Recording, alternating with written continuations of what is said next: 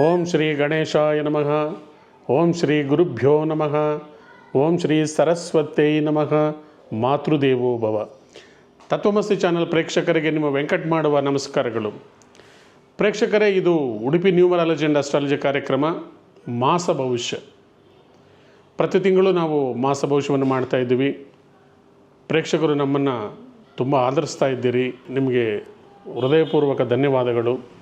ಯಾರ್ಯಾರು ಸಬ್ಸ್ಕ್ರೈಬ್ ಮಾಡ್ಕೊಂಡಿಲ್ವೋ ದಯವಿಟ್ಟು ಅವರೆಲ್ಲ ಸಬ್ಸ್ಕ್ರೈಬ್ ಮಾಡಿಕೊಳ್ಳಿ. ನಮ್ಮ ಕಾರ್ಯಕ್ರಮ ಪ್ರತಿ ತಿಂಗಳು ಪ್ರತಿ ರಾಶಿಯ ಭವಿಷ್ಯವನ್ನು ನಾವು ಹೇಳ್ತಾ ಇದ್ದೇವೆ.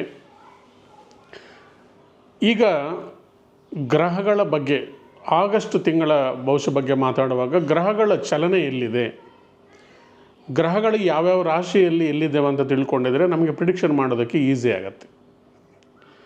ಮುಖ್ಯವಾಗಿ ಶನಿ ಭಗವಾನರು ಮೀನರಾಶಿಯಲ್ಲಿದ್ದಾರೆ. ಶನಿ ಭಗವಾನರು ಮೀನರಾಶಿಯಲ್ಲಿದ್ದಾರೆ ಅಂದರೆ ಕುಂಭರಾಶಿ, ಮೀನರಾಶಿ ಮತ್ತು ಮೇಷರಾಶಿಗೆ 7.5 ಶನಿ ಕಟ್ಟ ಇರುತ್ತೆ. ಗುರು ಭಗವಾನರು ಮಿಥುನ ರಾಶಿಯಲ್ಲಿದ್ದಾರೆ.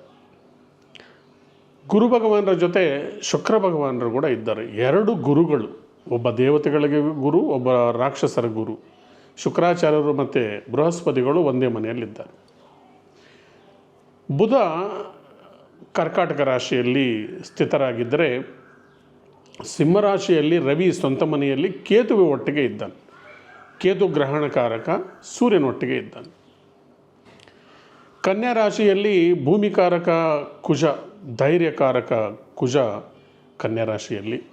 ರಾಹು ಭಗವಾನರು ಮಾಯಾಗ್ರಹ, ಟೆಕ್ನಾಲಜಿ ಪ್ಲ್ಯಾನೆಟ್ಟು ಕುಂಭರಾಶಿಯಲ್ಲಿದ್ದರೆ, ಶನಿ ಭಗವಾನರು ಮೀನರಾಶಿಯಲ್ಲಿ ಮೋಕ್ಷ ಸ್ಥಾನದಲ್ಲಿ ಸ್ಥಿತವಾಗಿದ್ದಾರೆ. ಹಾಗಾದರೆ ಪ್ರತಿ ರಾಶಿಗೂ ಯಾವ ಥರ ಈ ಗ್ರಹಗಳ ಪರಿಣಾಮ ಇದೆ ಅಂತಕ್ಕಂಥದ್ದನ್ನು ನಾವು ನೋಡೋಣ ಬನ್ನಿ. ವೃಶ್ಚಿಕ ರಾಶಿ, ಆಗಸ್ಟ್ ತಿಂಗಳಲ್ಲಿ ವೃಶ್ಚಿಕ ರಾಶಿಯವರ ಗೋಚಾರ ಫಲ ಯಾವ ಥರ ಇದೆ ನೋಡೋಣ ಬನ್ನಿ. ವೃಶ್ಚಿಕ ರಾಶಿಯವರಿಗೆ ಮೇಯ್ನ್ಲಿ 10ನೇ ಮನೆಯಲ್ಲಿ ಸೂರ್ಯ ಭಗವಾನರು ಮತ್ತು ಕೇತು ಭಗವಾನರಿದ್ದಾರೆ. 10ನೇ ಮನೆಯಲ್ಲಿ 2 ಗ್ರಹಗಳಿರೋದರಿಂದ ಸ್ವಲ್ಪ ನಿಮಗೇನಾದರೂ ಉದ್ಯೋಗದಲ್ಲಿ ಸ್ವಲ್ಪ ಟೆನ್ಷನ್ಸ್ ಅಂತ ಬರ್ಬೋದು. ಪ್ರೇಮಜೀವಿಗಳು ನೀವು.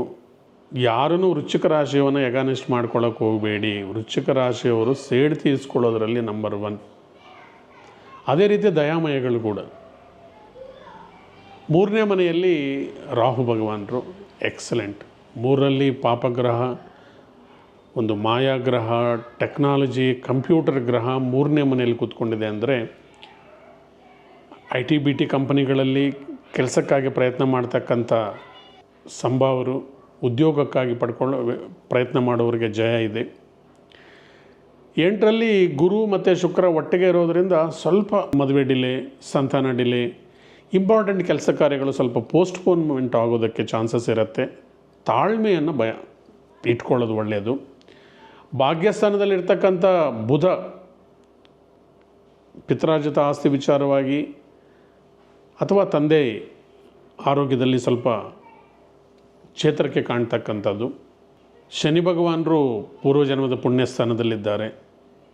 5ನೇ ಮನೆಯಲ್ಲಿ ಶನಿ ಭಗವಾನರಿದ್ದಾರೆ ಅಂದರೆ ಡೆಫಿನೆಟಾಗಿ things will get delayed. So ಅದರಿಂದ ಪ್ರಯತ್ನದ ಮೇಲೆ ಪ್ರಯತ್ನ ನೀವು ಮಾಡ್ತಾನೆ ಇರಬೇಕು. ಹನುಮಾನ್ ಚಾಲೀಸ ಓದ್ಕೊಳ್ಳಿ. ಕುಜ ಎಕ್ಸಲೆಂಟ್ ಆಗಿದ್ದಾರೆ. ಲಾಭಸ್ಥಾನದಲ್ಲಿ ಕುಜ ನಿಮ್ಮ ರಾಶಿಯ ಅಧಿಪತಿ ಲಾಭಸ್ಥಾನದಲ್ಲಿದ್ದಾರೆ ಅಂದರೆ ಭೂಮಿಯಲ್ಲಿ ಜಯ. ಎಲ್ಲ ಗ್ರಹಗಳು ನಿಮಗೆ ಅನಾನುಕೂಲವಾಗಿರೋದರಿಂದ ಕುಜ ಒಬ್ಬರು ಮಾತ್ರ ನಿಮ್ಮ ಪರವಾಗಿ ನಿಂತಿದ್ದಾರೆ. ಆದರೆ ಈ ಗ್ರಹಗಳು ಕೊಡ್ತಕ್ಕಂಥ ಎಲ್ಲ ಕೆಟ್ಟ ಫಲವನ್ನು ಇವರೊಬ್ಬರು ನಿವಾರಿಸೋ ಶಕ್ತಿ ಇದೆ. ಕುಜ ಅಂದ್ರೇ ಅಷ್ಟೊಂದು ಅಗಾಧವಾದಂಥ ಶಕ್ತಿ ಇರತಕ್ಕಂಥ ಗ್ರಹ.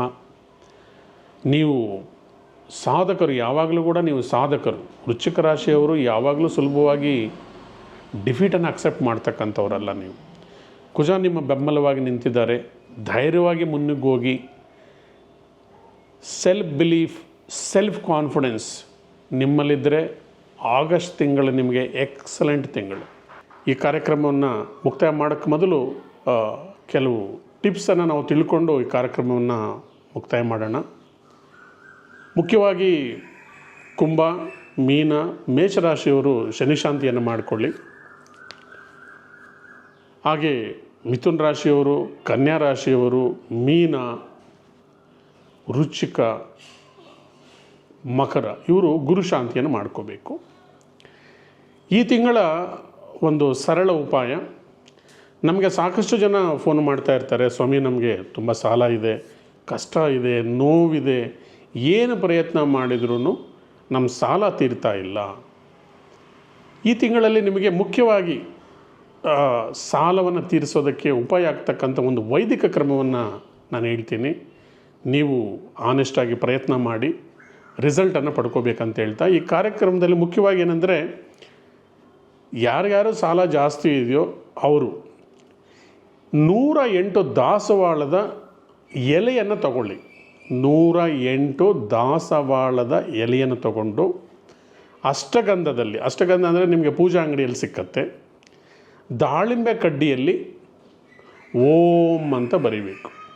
ಅಷ್ಟಗಂಧದಲ್ಲಿ ದಾಳಿಂಬೆ ಕಡ್ಡಿಯನ್ನು ಅದ್ದಿ ಓಂ ಅಂತ ಪ್ರತಿ ಎಲೆಯಲ್ಲಿ ಬರೀಬೇಕು. ಈ 108 ಎಲೆಯಲ್ಲಿ ಬರೆಯುತ್ತಾ ಒಂದು ಗಣಪತಿಯ ವಿಗ್ರಹ ಅಥವಾ ಫೋಟೋ ನಿಮ್ಮ ಮನೆಯಲ್ಲಿ ಅವೈಲೇಬಲ್ ಇರ್ತಕ್ಕಂಥದ್ದನ್ನು ನೀವು ಮುಂದೆ ಇಟ್ಕೊಂಡು ಈ ನೀವು ಓಂ ಅಂತ ಬರೆದಿರ್ತಕ್ಕಂಥ ಈ ದಾಸವಾಳ ಎಲೆಗಳನ್ನು ಶ್ರೀ ಗಣೇಶ ಋಣಂ ಚಿಂದಿ ಚಿಂದಿ ಅಂತ ಹೇಳ್ತಾ ಪ್ರತಿ ಎಲೆಯನ್ನು 108 ಸರ್ತಿ ಮಂತ್ರವನ್ನು ಹೇಳ್ಕೊಂಡು ಗಣೇಶನಿಗೆ ಅರ್ಪಣೆ ಮಾಡಿದರೆ ನಿಮಗೆ ಸಾಲಬಾಧೆ ಕಮ್ಮಿ ಆಗತ್ತೆ. ಹಾಗೆ ಮತ್ತೊಂದು ಉಪಾಯ ಏನಂದರೆ, ಕೆಂಪು ದಾಸವಾಳ ಅಥವಾ ಯಾವುದೇ ಕೆಂಪು ಹೂವು ಶಿವಲಿಂಗಕ್ಕೆ ಅರ್ಪಣೆ ಮಾಡ್ತಾ ಒಂದೊಂದು ಹೂಗೂ ಒಂದೊಂದು ಸರ್ತಿ ಓಂ ಶ್ರೀ ಋಣಮುಕ್ತೇಶ್ವರಾಯ ನಮಃ, ಓಂ ಶ್ರೀ ಋಣಮುಕ್ತೇಶ್ವರಾಯ ನಮಃ ಅಂತ ಈ ಮಂತ್ರವನ್ನು ಹೇಳ್ಕೊಂಡು ಶಿವಲಿಂಗಕ್ಕೆ ಈ ಕೆಂಪು ಹೂಗಳನ್ನು ನೀವು ಅರ್ಪಣೆ ಮಾಡೋದರಿಂದ ಕೂಡ ನಿಮಗೆ ಸಾಲಬಾಧೆ ಕಮ್ಮಿ ಆಗುತ್ತೆ, ಹೆಚ್ಚಿನ ಸಕ್ಸಸ್ಸನ್ನು ಪಡ್ಕೊಳ್ಳು. ನೀವು ನಿಮ್ಮ ಹೆಸರು ಸಂಖ್ಯಾಶಾಸ್ತ್ರದ ಪ್ರಕಾರ ಇದೆಯೇ ಇಲ್ಲವೇ, ನಿಮ್ಮ ಲಕ್ಕಿ ನಂಬರ್ಸಲ್ಲಿ ಇದೆಯೇ ಇಲ್ಲವೇ ಅನ್ನೋದನ್ನು ಖಾತ್ರಿಪಡಿಸ್ಕೊಳ್ಳಿ. ನಿಮ್ಮ ಮೊಬೈಲ್ ನಂಬರ್ ನಿರ್ದಿಷ್ಟ ರೀತಿಯಲ್ಲಿದೆಯಾ, ನಿಮ್ಮ ಲಕ್ಕಿ ನಂಬರಲ್ಲಿ ಇದೆಯಾ ಇಲ್ವಾ, ಅಥವಾ ರೈಸಿಂಗ್ ಆರ್ಡ್ರಲ್ಲಿ ಇದೆಯಾ ಇಲ್ವ ಅನ್ನೋದನ್ನು ತಿಳ್ಕೊಳ್ಳಿ. ನಿಮ್ಮ ವೆಹಿಕಲ್ ನಂಬರ್, ನಿಮ್ಮ ಮನೆ ನಂಬರ್, ನಿಮ್ಮ ಫ್ಲ್ಯಾಟ್ ನಂಬರ್ ಎಲ್ಲವನ್ನು ಕೂಡ ನೀವು ಪರ್ಚೇಸ್ ಮಾಡುವಾಗ, ಮಕ್ಕಳಿಗೆ ಹೆಸರಿಡುವಾಗ ಎಲ್ಲವೂ ಕೂಡ ಲಕ್ಕಿ ನಂಬರಲ್ಲಿರೋ ಥರ ನೀವು ಇಟ್ಕೊಂಡಿದರೆ, ಗೋಚಾರದಲ್ಲಿ ಗ್ರಹಗಳು ಸರಿಯಾಗಿ ಸಪೋರ್ಟ್ ಮಾಡಿಲ್ಲ ಅಂದರೂ ಕೂಡ ನಿಮ್ಮ ಹೆಸರು, ನಿಮ್ಮ ಮೊಬೈಲ್ ನಂಬರ್, ನಿಮ್ಮ ಹೌಸ್ ನಂಬರ್, ನಿಮ್ಮ ವೆಹಿಕಲ್ ನಂಬರ್ ನಿಮ್ಗೆ ಸಪೋರ್ಟ್ ಮಾಡ್ತಾ ಇರುತ್ತೆ ಅಂತ ಹೇಳ್ತಾ, ಈ ಕಾರ್ಯಕ್ರಮವನ್ನು ನಾವು ಇವತ್ತು ಇಲ್ಲಿಗೆ ಮುಕ್ತಾಯ ಮಾಡ್ತಾಯಿದ್ದೀವಿ. ಯಾರ್ಯಾರು ನಮ್ಮ ಚಾನಲನ್ನು ಸಬ್ಸ್ಕ್ರೈಬ್ ಮಾಡ್ಕೊಂಡಿಲ್ವೋ ದಯವಿಟ್ಟು ಸಬ್ಸ್ಕ್ರೈಬ್ ಮಾಡ್ಕೊಳ್ಳಿ. ನಮ್ಮ ಕಾರ್ಯಕ್ರಮವನ್ನು ನೀವು ನಿರಂತರವಾಗಿ ವೀಕ್ಷಣೆ ಮಾಡ್ತಾಯಿದ್ದೀರಿ, ನಮ್ಮ ಬಗ್ಗೆ ಅಭಿಮಾನದ ಮಾತುಗಳನ್ನು ಹೇಳ್ತಾ ಇದ್ದೀರಿ.